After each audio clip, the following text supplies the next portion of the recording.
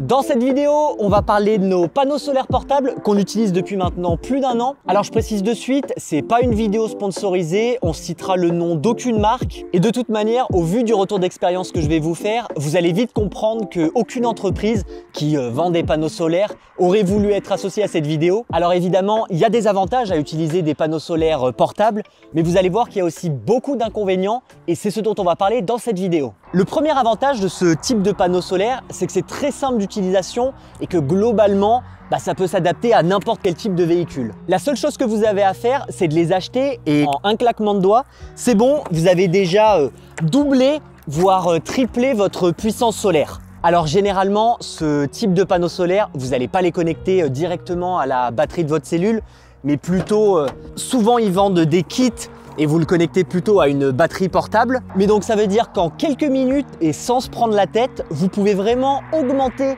votre puissance solaire et donc par la même occasion, votre autonomie en électricité. En Colombie, on avait contacté des entreprises pour qu'elles nous installent un nouveau panneau solaire sur notre toit parce que notre panneau d'origine là de 110 watts, il nous suffisait plus. Sauf qu'en Colombie, ils n'avaient pas beaucoup de choix de panneaux solaires. Mais comme nous sur le toit, il y a plein de choses qui gênent, comme l'ouverture, là on a une aération, là on a l'antenne du véhicule, sur l'avant on a une légère courbure donc on ne peut pas les mettre, là on a quelque chose, ici on a l'aération pour les toilettes. Du coup la seule chose qu'ils pouvaient faire c'était remplacer ce panneau de 110 watts par un de 150 watts. Mais nous passer de 110 watts à 150 watts, ça ne nous intéressait pas vraiment. On voulait passer au moins à 300 watts de puissance installée. Et c'est pour ça qu'on a dû acheter des panneaux solaires portables. Alors un des autres désavantages de ce type de panneau solaire, c'est que c'est généralement plus cher que les panneaux solaires rigides. Mais nous sur le moment, c'était notre seule option. Alors vous allez voir, mais nos panneaux solaires portables de 220 watts,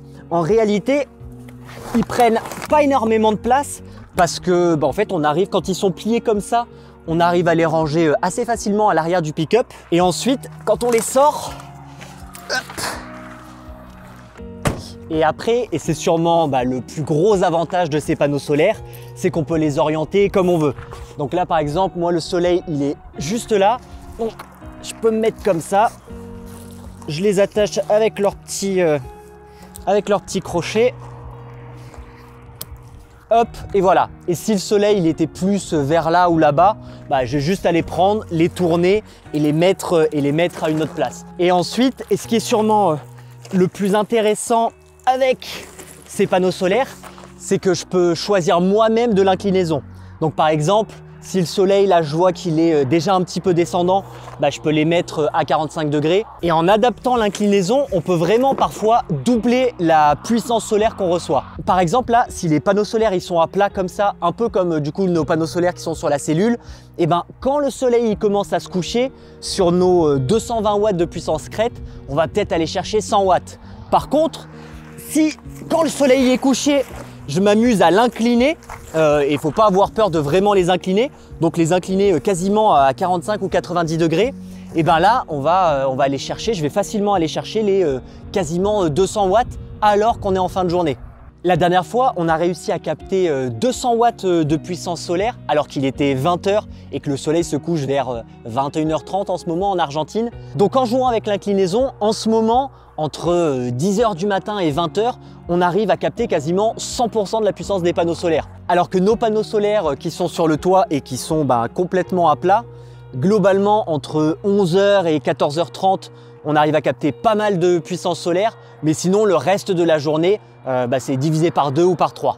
Mais bon, ça c'est la théorie et dans la réalité, c'est pas aussi simple parce que déjà, mettre les panneaux solaires comme ça ou encore pire, à plat, on peut pas le faire tout le temps parce que déjà, quand ils sont comme ça, il suffit qu'il y ait un peu de vent et très vite, hop, ils se font abaisser par le vent et du coup, ils n'ont plus l'inclinaison parfaite que j'avais décidé au début. Et quand ils sont à plat comme ça, c'est limite encore pire parce que ça nous est déjà arrivé plusieurs fois, même dans des endroits où on pensait qu'il y avait personne et qu'on était seul au monde, il y a toujours un mec qui va arriver avec son gros pick-up pour se garer juste à côté de nous et généralement, il ne voit pas vraiment que les panneaux solaires sont à terre. Et donc moi du coup ça m'est déjà arrivé plein de fois de devoir sortir de la cellule en courant pour dire aux gens non stop, arrêtez-vous, sinon ils roulent dessus et c'est terminé. Donc nous maintenant, et après de nombreuses frayeurs, on installe les panneaux solaires en fait soit comme ça, Quand on a besoin d'une inclinaison parce que le soleil est en train de se coucher ou en train de se lever, on le met comme ça contre le pick-up parce que là on sait qu'ils n'ont aucune chance de se faire écraser. Ou sinon, si le soleil il est vraiment haut dans le ciel, je vais les mettre directement sur le capot. Et comme ça, là, je sais qu'il n'y a aucune chance que quelqu'un roule dessus. Et un conseil, si vous mettez les panneaux solaires comme ça sur le capot, mettez quelque chose dessous pour que ça laisse passer une lame d'air. Parce que sinon, avec la chaleur, ils vont chauffer et ça va très vite les abîmer. Mais donc, ça veut dire que le principal avantage de ces panneaux solaires portables, de pouvoir les incliner et les mettre un peu où on veut en fonction de où est le soleil, nous, on l'utilise plus vraiment. Comme on les met soit ici, ou sinon on peut les mettre aussi sur le côté ici contre le pick-up. Mais du coup, ça veut dire que en fonction d'où est le soleil et surtout en fonction de comment on va se garer, on n'est plus vraiment parfaitement incliné et donc on profite plus du tout de cet avantage de pouvoir les mettre où on veut. Et d'ailleurs, si un jour vous mettez vos panneaux solaires comme nous sur le toit ou même sur le côté, je vous conseille vivement de les attacher. Nous, ce qu'on fait généralement, c'est qu'on fait juste passer une corde à linge, ils ont des petites embouts là, c'est très pratique et je les attache au snorkel, je les fais passer et après je l'attache par exemple au treuil. Ça marche très bien, il peut y avoir, on s'est déjà pris un peu des tempêtes de vent et ça bouge pas du tout, mais je vous conseille vraiment de les attacher parce que vous allez voir que l'autre défaut de ces panneaux solaires portables, c'est qu'ils s'abîment quand même assez vite. Si on regarde les nôtres, alors attention, ça fait quand même 18 mois qu'on les utilise, en plus nous on les utilise beaucoup. Ça nous arrive parfois 3-4 fois par semaine que je les installe, désinstalle. Ils se sont pris des grosses chaleurs, ils se sont pris du froid. Une fois, je les avais mis sur le capot et je les avais pas attachés et il y a eu du vent et ils sont tombés par terre. Quand il y a beaucoup de vent aussi, ils se prennent souvent, on est dans des endroits où il y a un peu des petits cailloux ou du sable et du coup ça leur renvoie des cailloux sur les panneaux solaires. Donc ils ont quand même bien vécu en 18 mois, mais c'est vrai que je ne m'attendais pas à ce qu'ils se détériorent aussi vite. Si on regarde, là il y a plein d'endroits où il y a des petits impacts. Ici, c'est là où je les avais fait tomber et du coup le panneau solaire s'est ouvert et donc concrètement, là je peux limite voir sous la couche de protection. Ici on le voit bien, mais on a la première couche du panneau solaire qui est en train un peu de partir. Notre housse pour le panneau solaire, globalement, elle a tenu 1 mois et après, elle était déjà morte. Donc aujourd'hui, il fonctionne franchement toujours aussi bien, il n'y a rien à dire, mais je ne sais pas s'ils vont encore durer 3, 4 ou 5 ans. Alors que les panneaux solaires rigides qu'on a sur le toit de la cellule, ça fait 15 ans qu'ils sont là et ils sont toujours en parfait état. Donc si vous achetez des panneaux solaires portables, n'oubliez pas que leur durée de vie est sûrement beaucoup moins importante que des panneaux solaires rigides. Maintenant, on va parler de la chose la plus contraignante avec ce type de panneau solaire et qu'il ne faut surtout pas négliger, c'est qu'à chaque fois que vous allez avoir besoin d'électricité, vous allez devoir les installer. Alors, en soi, ça prend pas énormément de temps. Moi, les installer, ça doit me prendre à peu près 5 minutes et ça doit me prendre aussi 5 minutes pour les ranger. Donc, c'est pas très long, mais quand vous devez le faire plusieurs fois par semaine, au bout d'un moment, ça devient chiant. Et surtout, très souvent, quand on arrive sur un spot, par exemple en fin de journée, et qu'on sait qu'on a besoin de Starlink et de charger les ordis, et qu'on ne veut pas vider la batterie de notre cellule, en fait, si il reste 2 heures de soleil, je vais avoir un petit peu la flemme de les installer, et donc on va vider nos batteries. Là où nos panneaux solaires rigides sur le toit, alors certes en fin de journée, ils ne produisent pas énormément d'électricité, mais au moins, ils en produisent tout le temps. Donc ce type de panneau solaire portable, c'est vraiment très bien pour des personnes qui n'ont pas la place d'installer des panneaux solaires sur leur toit. Par contre, si vous avez de la place, franchement, n'achetez pas un panneau solaire portable et partez sur une installation rigide et permanente. Nous, si c'était à refaire, en réalité, on ferait exactement la même chose parce qu'en Colombie, on n'avait pas trop le choix. Mais si on ramène notre ensemble en France, je pense qu'on va refaire notre installation solaire. Moi, idéalement, j'aimerais bien supprimer le panneau solaire qu'on a sur notre toit pour en mettre un plus récent et un petit peu plus long pour aller chercher plus de puissance. Aujourd'hui, on sait qu'avec notre façon de vivre et de travailler dans le van, 300 watts de puissance crête, ça nous convient parfaitement parce que ça nous permet dans les journées où par exemple comme aujourd'hui où il y a pas mal de nuages dans le ciel, et ben on sait qu'on arrive quand même à travailler toute la journée si besoin.